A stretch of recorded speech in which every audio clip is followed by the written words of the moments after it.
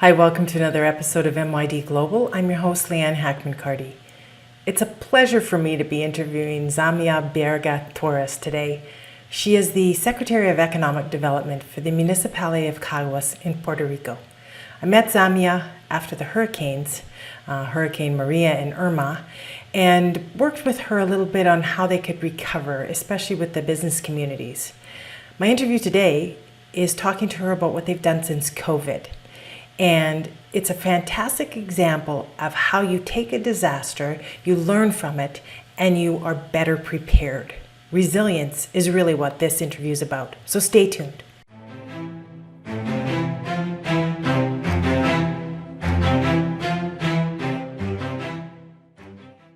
Hello, Eileen. Nice to see you today. Very good. Thank you.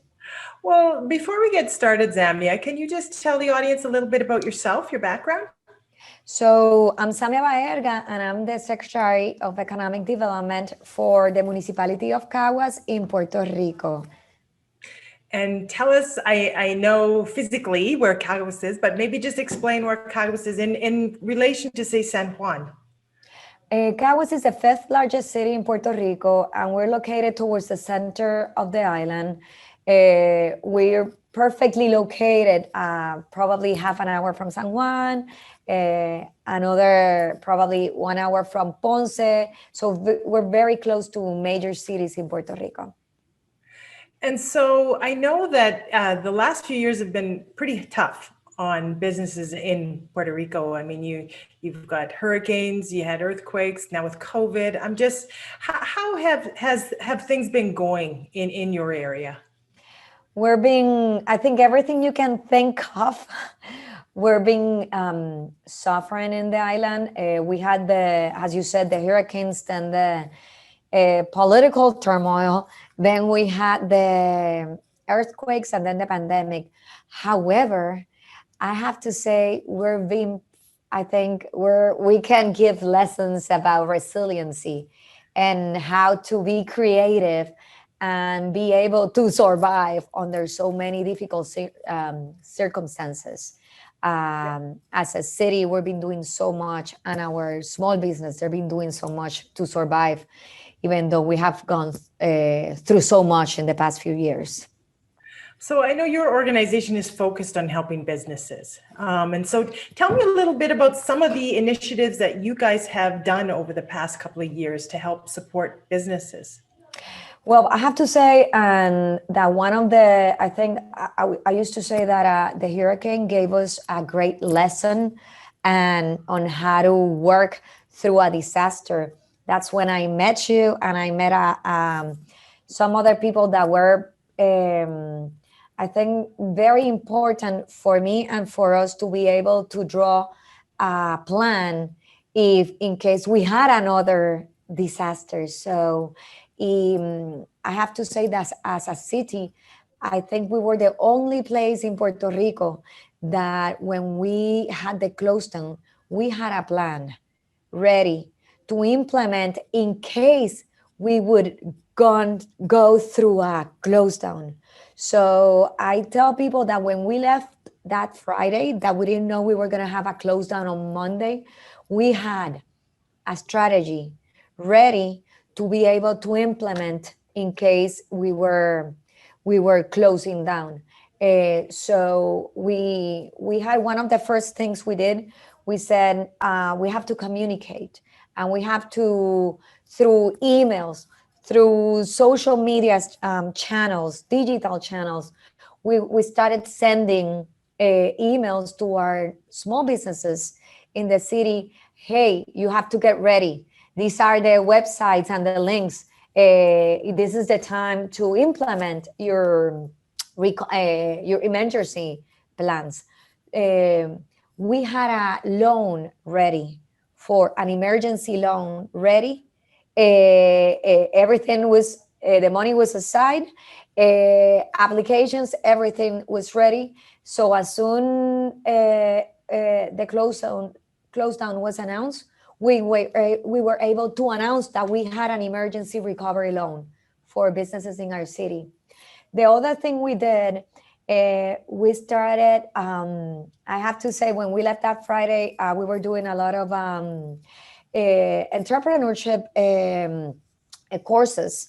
And we said, we're going to keep doing it. We're going to keep doing them virtually. And they were like, no, people, they're not going to connect. I'm like, well, if we have one person, at least it's one person that it's taking some courses. So that week we were virtual, giving all our courses. And the next week, we were the second organization in Puerto Rico to start doing virtual seminars to give information to people on how to be able to prepare their businesses, on how to apply to SBA loans, on how to even psychologically, how to emotionally, how to be able to assimilate what was going on. So we impacted more than 10,000 people in our seminars. And then other thing we did that was wonderful, we also gave money to the companies in our city. Wow. When we left that Friday, we had also a fund to be able to do money up to $5,000 to companies in our city. So as of today, we gave $1.3 million to businesses in Caguas.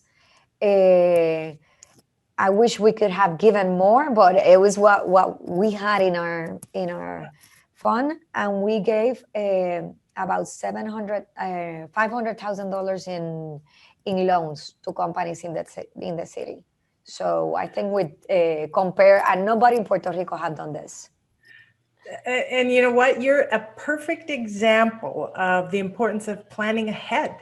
Because when I think, back when we met after the hurricanes, you probably didn't feel as prepared as you did when COVID hit. And so all of that hard work and that you did in between, just saying, okay, how do we get better for next time? It obviously paid off. And, congratulations to you for doing that, because I think other communities that watch this, you're the perfect example of why you need to prepare, because your businesses now are benefiting from that. As far as say, if I'm watching this and I'm interested in looking at partnering or investing in Puerto Rico, what are some of the emerging opportunities that you're seeing? Well, right now, 3 years after the Hurricane Maria, the money, FEMA money, it's coming right now, 3 years after. So there's a lot of opportunities in Puerto Rico for reconstruction of the island after Maria. So there's a lot of opportunities to rebuild construction of homes. And those are the opportunities in Caguas. As well as a lot of entertainment, even investing in homes. I also say even for expats, for people looking to move after they retire to the Caribbean. There's a lot of opportunities to invest in properties in Puerto Rico and in Caguas, of course. Yeah. Well, that's good. And I'll put a link to your website so people could see more about what your organization does and a little bit about Caguas. Before we wrap up, is there anything else you wanted to mention that perhaps I didn't ask about?